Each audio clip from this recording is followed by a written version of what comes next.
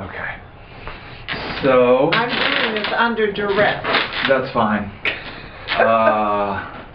So... And I know you're getting the profile. We're here with Florence Orr. No, we're not getting the profile. You're Better known as... Better known as what? Floss. There you go. Floss Orr, and wanted to learn about your life. So this means Floss. This is going to be seen by other people and my children. You wouldn't have to tell them who I am or what my name is. Maybe Nejla, but she's a daughter now. Okay. Alright. So where were you born? Superior, Wisconsin. Well, not everyone knows that, the audience out there. And how long did you live there? Till I was about 6 months old. Oh, wow. And then we moved to Chicago Heights when Daddy got the church in Chicago Heights. First Presbyterian Church. And you were the, where in the birth order? I'm the youngest. Of? 3. Who are your sisters? You're a sneak, Peter. No, I'm not. You don't know who your aunts are. Okay. Yeah, I do. So... Betty Ann. Betty Ann and Carol. And Betty Ann was born in Chippewa Falls, and I honestly don't know where Carol was born. Maybe the same place. Chippewa Falls, Wisconsin. How long did the family live in Superior in total, prior to you? I don't know. I don't remember. And then you moved to Chicago Heights. And what was it like living there? You grew up there for how long? Till I was a junior in high school. I had to move, which was very difficult for me, being the shy soul that I am. I know people don't believe that. But anyway, in the middle of my junior year, I think they moved in September or October, I don't know. So I lived with a friend till the end of the semester. Alone? No, I lived with a friend. No, I know, and her but... family. But you were alone, Heights. you left Yes. your family and lived with a friend. I didn't know that. Well, for how long? Until January, till the second semester started. Wasn't a long deal. Second semester of your junior year. Of my junior year of high school. Yeah, that is a hard time to move. So especially to go to Austin High School in Chicago with thousands of kids. So why the change in high schools? Because he took the church in Austin. So he switched churches. Yeah. Was it a bigger congregation? Oh yeah. It's a block in from Oak Park. Anybody knowing Illinois? And what was it like growing up in a... Both your mother... Well, no, your mother was part German, not 100% German, but your father was 100% German. Stroh was English, I think. I know, that's right. But I thought she was part German as well, no? Could be, I have no idea. And what did you know about your grandparents? We knew very little about Daddy's. The only time I saw them was when we went up to their 50th wedding anniversary in Milwaukee. And no, I don't remember the year. I was probably maybe 10, which would make it 1942-ish. Yeah, about that. I do remember Mother made us long dresses, cotton dresses. And I remember getting, you know, those $50 chocolate things covered in gold. Yeah. That's the only thing I remember. They have those at Peter Luger's in New York. Same thing. And I remember seeing grandmother and grandfather. They were very short people. I mean, yeah. And after that, and I think this is probably why Nejla, I mean, I know Nejla is shocked at how little family togetherness we have, and that's brought up Mother. I don't know. I was thinking today, because I knew this was coming up, dreading this. To my knowledge, Mother and Daddy had no communication.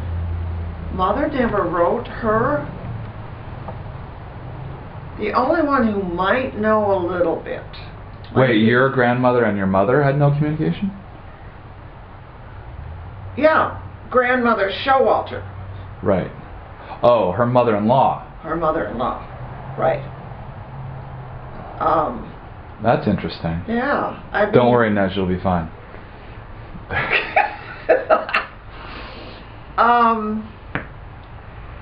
No, and I know that he's one of 7 boys. But there was a big, I mean, there were a lot of Germans that came to Milwaukee, right? Isn't that a big German? I thought I think there was a big German settlement. It's a beer town. Oh, it's true. Milwaukee Brewers, and you know. Right. Okay, so I really. So your grandparents lived in Milwaukee, yeah. And but they came over from Germany, didn't they? I guess, yeah. But I don't know when. I don't know any of their background. Daddy just never talked about them. Well, I know his favorite brother was Uncle Irwin. Mm. And Uncle Irwin... Is he in the picture that we have? Yeah, you have him, and he married, I think maybe she was the second wife, Dorothy. On and the they were porch. out in Los Angeles when I was pregnant with Brad. What did Uncle Irwin do? I don't know. So they were out there when you were pregnant with Brad, and they visited you? And we were in, no, we went up to Disneyland too, when we lived in Coronado. And I was pregnant with Brad, and Dorothy was the sweetest. She was a nurse, an retired nurse. Sweet. And she made, then later on, years later, she made the baptismal dress that you have we have pictures of Jackie in. Blue, beautiful. Jackie sitting in a little chair. This is in Coronado. When she was baptized. Anyway, Dorothy did that. But I remember our visit to them because she had tongue for dinner. And Cow tongue. I don't know what animal. And that was pretty traumatic for me. I guess I ate some, but oh boy. Oh, this is a long time ago. Brad's 50, so this is... Sorry, Brad. Good memory. Yeah. Yes, so, when you have Alzheimer's, you remember things from your past. Good. Don't ask me what I had for dinner last night. That's fine. Except I know it was crab legs. See? Still working fine. But growing up, was it strict around the house? Did you do a lot of homework? Did you get help from your mother? No. Or your father? Not really. But it was always just... It would be more from Mother, because Daddy was always busy. Ministers are in and out 24/7. Really? Yes. And it was just assumed that homework got done. Yeah. Betty Ann. Now, Betty Ann was the really studious. See, when we got to 208 Country Club Road in Chicago Heights, Betty Ann and Carol got the 2 bedrooms in the upstairs, and I had to be downstairs. Why? Well, because that was the other bedroom for me. And Mother and Daddy were in the other bedroom. So I was always jealous of the fact that they got to be up there. But anyway, Betty Ann was the very ultra studious one. Carol was so-so. Yeah. And I was studious, but not smart like Betty Ann. I mean, I had to really work at it. And, Public school? oh, of course. Everyone went to public school? Of course. You had to be Catholic, I think, to go to private school. I mean, I don't think there weren't anything else back in those days. I see. And that was... The 40s? Yeah, I was born in 32. So it would be the 40s. You were a Depression baby. Oh, yeah. Peak of the Depression. But I still remember Mother saying, and she said she would say, I hate to admit this, but that was one of the happiest times. My mother was not a happy woman. Happiest times. Because the church took care of the pastor's family. She still had a maid that came in maybe once every other week. I don't know. To this day, I've never had a cleaning lady or anything. But I remember we'd come home from school and there'd be newspapers on the kitchen floor because the cleaner had washed the floor. Wow. Yeah. Oh, and then there was the time, that was back though when at 178 West 16th Street before we moved to Country Club Road. And I got smallpox. 178 West 16th was in Chicago Heights. And then... They're both in Chicago. Oh. And then the other place was where you went to Austin. Austin High School. High school.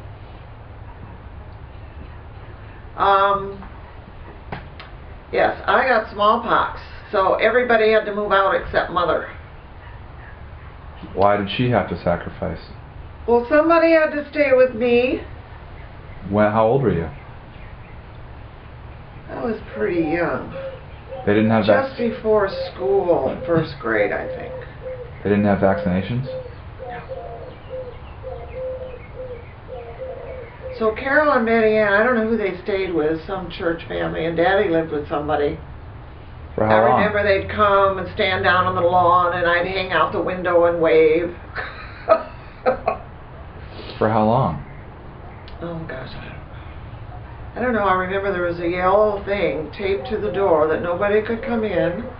When you have smallpox, that's why I had bad eyes. One of the reasons. Really?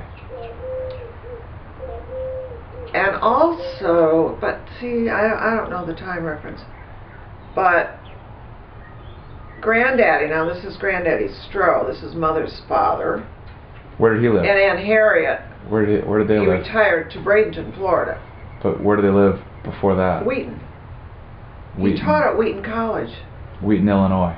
Yeah. Not all of your audience knows that. My children do. I don't think. Yes, they do. Your grandchildren might not. And so Aunt Juliet drove Mother and myself down to Bradenton to see Grandfather and Aunt Harriet. And that was around the beginning of first grade, and therefore I missed out on a good deal of first half of first grade of reading. I've always been a slow reader ever since. Never. Well, besides probably other reasons, but not been a good reader. So I missed school then, and then You missed a whole grade. I didn't miss a whole grade. I think it was probably a semester or something. And I had, work to do. You had a tutor, or did your mother teach you? Just Mother. Hmm.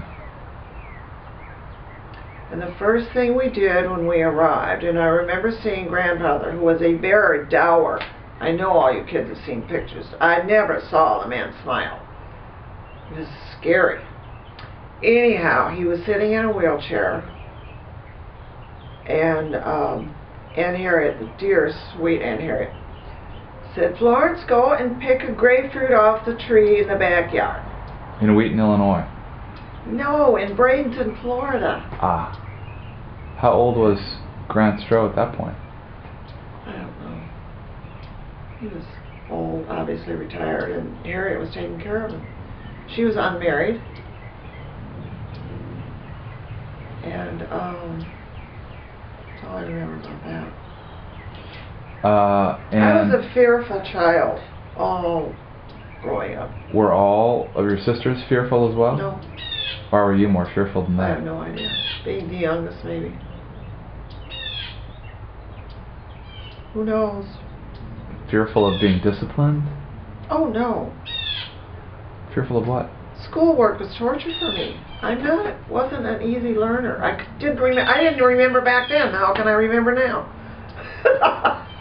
You seem to be doing fine. Always had memory problems. When I took piano and I had to memorize a piece for a recital, talk about the stomach stuff. Now Carol and I, we talk, she has the same kind of stomach I do. Worry about things and it's all right here. Anyway. Oh, I was scared to death when it was my turn to pass out the milk at school, in elementary school. We used to have little jars of milk. You'd have it every, you know, halftime. Lunch? No, not lunch. This would be a treat thing. 10 a.m. break? Yeah, like a break. And if it's my turn, I'd be so sick I didn't go to school that day. Because you had to pass it out? Because it was my turn to pass it out. I was afraid I wouldn't do it right. Yeah. Wow. And when did you meet Samuel Raymond? At the church in Austin High School. Austin Church, we had Tuxis, T-U-X-I-S, Together in Christ, Together United in Christ, the I-S. I stand, maybe. It's a Presbyterian thing. And we had Tuxis night, which I think was Tuesday night. And our gang, we had a gang. How big was the gang? 20 to maybe 30, depending. And we met at church, we played ping pong, we danced. Those that got away in a corner necked. Whoa. Oh, and we'd go to Saugatuck for summer camp, church camp. What is Saugatuck? Saugatuck, Michigan. Upper Peninsula? I don't know, you'd have to ask Brad about that. No, I think it's closer to Chicago.